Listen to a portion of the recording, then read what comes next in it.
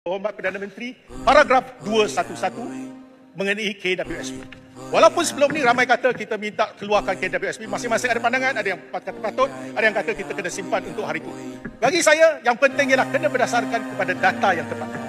Saya memahami hasrat murni kerajaan dalam membantu rakyat, termasuk golongan yang memerlukan seperti pencarum KWSP yang punya simpanan KWSP yang rendah. Yang Amat Berhormat Perdana Menteri telah mengumumkan peruntukan 1 bilion ringgit di mana 500 ditambah kepada 2 juta pencarum berumur lingkungan 40 hingga 54 tahun yang memiliki simpanan kurang daripada RM10,000 dibawa dalam akaun satu. Tapi saya tengok balik, ini adalah laporan kewangan berakhir 31 Disember 2021, iaitu this is the most latest available report by EPF. Saya lihat sesuatu perkara data yang diberi itu kelihatan amat menakjubkan.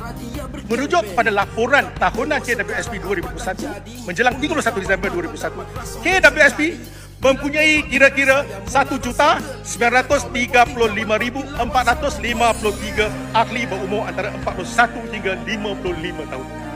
Kohort-kohort umur 41 hingga 55 tahun ini ikut laporan ditulis. Purata simpanan sebanyak RM197,590 dan 53.4% bersamaan dengan RM382.4 bilion daripada semua simpanan ahli aktif purata, simpanan ahli aktif dan ahli tidak aktif pada umur 54 tahun ialah masing-masing RM246,000 dan RM50,000. 54. Apa yang saya nak paparkan di sini ialah KWSP telah menyatakan bahawa menjelang suku keempat 2022, KWSP mempunyai kira-kira 53.4% ahli aktif, 46.6% ahli tidak aktif dengan jumlah ahli 15.7 juta. Maka kohort pencarum umur 41 hingga 55 tahun ini mempunyai simpanan KWSP yang paling tinggi dengan merangkumi 53.4% daripada jumlah simpanan KWSP oleh kesemua ahli. Purata simpanan KWSP bagi kumpulan 41 hingga 55 tahun, iaitu ahli aktif, telah mencecah hampir 200,000 ataupun 53.4% daripada jumlah simpanan ahli aktif seluruh KWSP. Maka tidak mungkin ahli pencarum dalam kategori ini hanya mempunyai simpanan KWSP di bawah paras RM10,000, iaitu seramai 2 juta orang sebagaimana yang dibentangkan dalam bajet 2003. Maksudnya apa? Laporan yang dikeluarkan oleh EPF, puratanya untuk ahli aktif 246,000, yang tidak aktif pun 54,000. Mana nak cari mereka yang hanya simpanan tak sampai 10,000? Kalau ada pun, saya tak nafikan. Tak mungkin keseluruhan kohort yang hanya 1.96 juta semua ni kurang daripada RM10,000. Maksudnya apa? Dalam konteks ini, kita sediakan 1 bilion, tak ada orang akan dapat. Kalau ada pun yang sikit-sikit. Saya nak bertanya, kita nak jaga ahli aktif atau ahli tidak aktif? Saya beri contoh. Seorang yang bekerja, kalau apa konsepnya? 40 umur dia sampai 54. Bermakna seseorang tu telah bekerja purata 20 tahun. Kalau purata 20 tahun, untuk 20 tahun ini, dia mengambil gaji bulanan RM1,000. Mengikut kata KWSP, seseorang tu kena mencarum 24%, di mana 11% daripada pekerja majikan 23%. RM240 kali 12, RM3,000 setahun. RM3,000 setahun. Kalau dah bekerja 20 tahun, sudah menjangkau RM60,000. Ini bermaksud, kita kalau bagikan pada dua akaun number 1, number 2, 42,000 and 18,000. Takkanlah Aisina, Aicitra, Aisuria dengan pengeluaran khas ni boleh keluar 42,000. Impossible.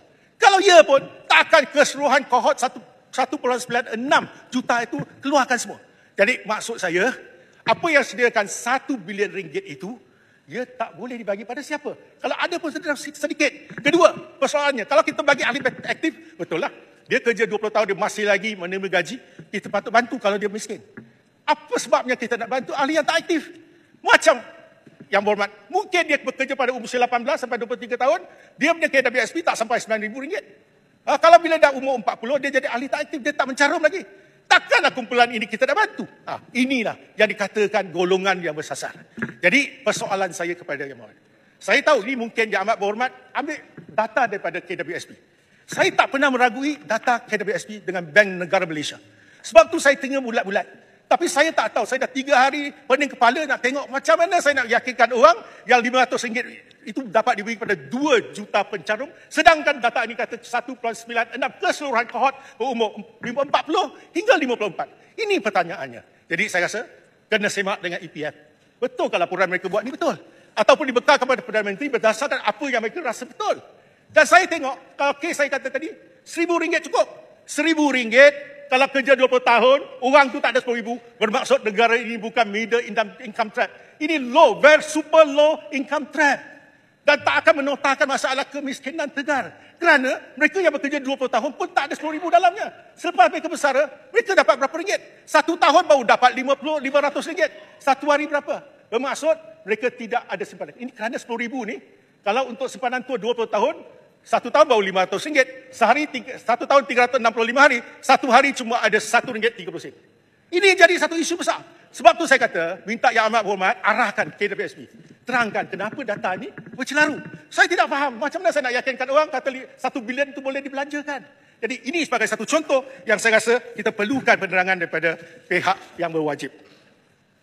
Poin yang kedua, satu perkara lagi, saya kata, mereka yang tak aktif. Macam saya, mungkin saya bekerja 3-4 tahun, ramai lagi yang pada usia dia bujang, dia bekerja. Tetapi selepas itu dia menjadi tauke, mempunyai perniagaan sendiri, ada enterprise.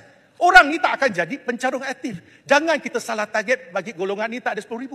Kerana itu silap targetnya. Sebab tu saya kata, ada yang kerja dekat Singapura, ada yang berhijrah ke tempat negara lain, tetapi akaun dia masih ada, dianggap sebagai ahli tidak aktif. Sebab tu saya kata, bila bersasar tu mesti ada pendekatan. The devil is in the detail. Sebab tu saya kata, 1 bilion bagaimana dia dapat belanjakan kepada keseluruhan kohort ini. Itu sangat penting.